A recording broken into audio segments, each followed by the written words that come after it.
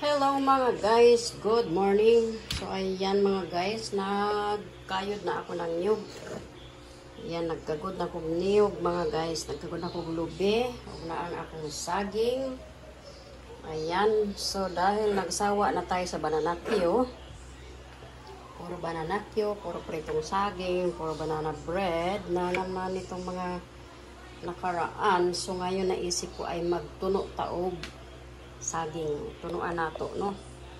Ayan, gagataan natin yung saging. Babalatan natin, hihiwain lang ng kalahati. Hatiin natin. Tapos, ayan, gagataan na natin. At hindi ko siya titimplahan ng asukal dahil matamis na yung saging. Titimplahan ko siya ng kunting asin para mag-balance yung alat at tamis. Ayan.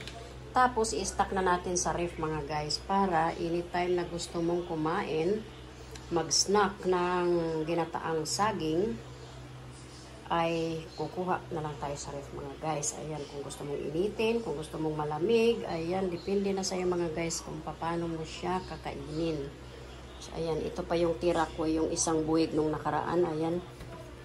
So, pahihinugin ko lang ng husto yan, at banana bread ko na naman, at para may stock tayo sa freezer. Kasi yung isang stock ko sa freezer, ayun, dinala ng Junakis ko pa uwi ng Pampanga. So, wala na akong stock. Kaya, gagawa tayo ng stock para mayroon lagi sa freezer. Anytime na gusto mo kumain ng banana bread, mayroon tayo dyan. So, ayan. So, ayan. Ayan lang mga guys. Mamaya papakita ko ulit sa inyo ang ating finished product. Na ang ating ginataang saging.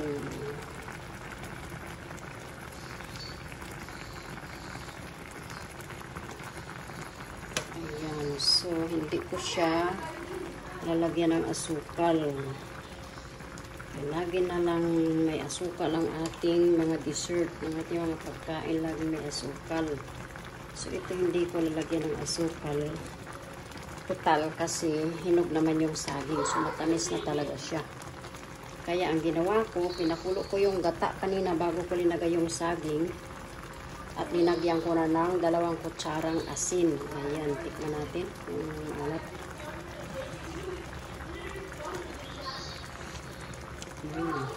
Ayan, sarap. Nag-agaw yung ano. Nag-agaw yung tamis ng hinog ng saging at saka yung alat. Sarap. Para siyang ano, lasang tabudlo. Ayan. Ginagawa rin namin yan sa probinsya. At saka dito ginagawa ko rin yan. Lagi akong nagtatabudlo. Ube, kamote, saging, na may kamuting kahoy, na may gabi. Ayan. Tapos, para siyang ginataan, para siyang bilo-bilo, pero hindi ko tinitimplahan ng asukal. Ang tinitimpla ko asin. Ang sarap niya. So, ginagawa ko siyang pang-almusal. Ayan. Tabudlo ang tawag niyan sa amin sa Bisaya. Pagka-asin ang tinitimpla at hindi asukal. Pagka-asukal, ginataan or bilo-bilo. Pagka-asin, ang tawag namin ay yun nga, tabudlo. Ayan. So, masarap siya gawing pang-almusal. Kasi pag matamis naman, pag ginataan, hindi mo pwedeng gawing pang-almusal kasi ang sagwa ng ano, ang tamis na agad ng almusal mo. So, ayan. Ayan siya.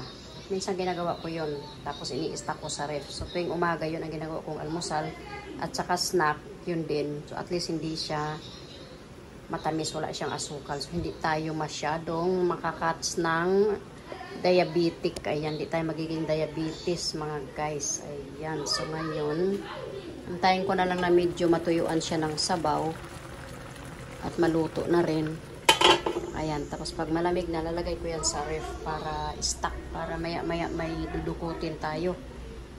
Lalo na tong aking hobby mga guys, maya maya lang dukot ng mga pagkain ng mga linuluto ko, yung mga pang snack. Ayan. So, ayan, bagay yan sa kanya. Kaya, lagi akong may stock sa ref, mga guys. Pag hindi apple pie, buko pie, ganyan, banana bread, macaroni salad, fruit salad, ganyan. Ayan, kung ano-ano lang mga makakain ang laging naka-stack sa ref. Kasi yung aking darling ay maya-maya lang yan dukot ng dukot. Kuha ng pagkain, tapos babalik doon sa kanyang TV room at doon siya naglulumlum mga guys. Yun ang pinakalungga niya. So, ayan. Pakainin ko muna ang aking baby boy ng lunch. Ayun, nag-aantay na mga guys ang aking baby boy. Oh. Ayan. So, inaantay na niya. Nakaupo na siya. Ready na siya kasi excited siya sa kanyang ulam na... I just got so scared. Excited siya sa kanyang ulam na pritong isda, mga guys. Ayan, paborito niya pritong isda. At saka paksiw din. At saka daing. Yung tuyo na daing, mga guys. Paborito niya yun. Marami siyang nakakain pagka ganyan ang ulam niya. So, ayan mga guys, pagkakainin ko muna. Susuwa ko muna mga guys. Bye-bye na muna sa ngayon. Actually doing it. Thank you for watching. Bye!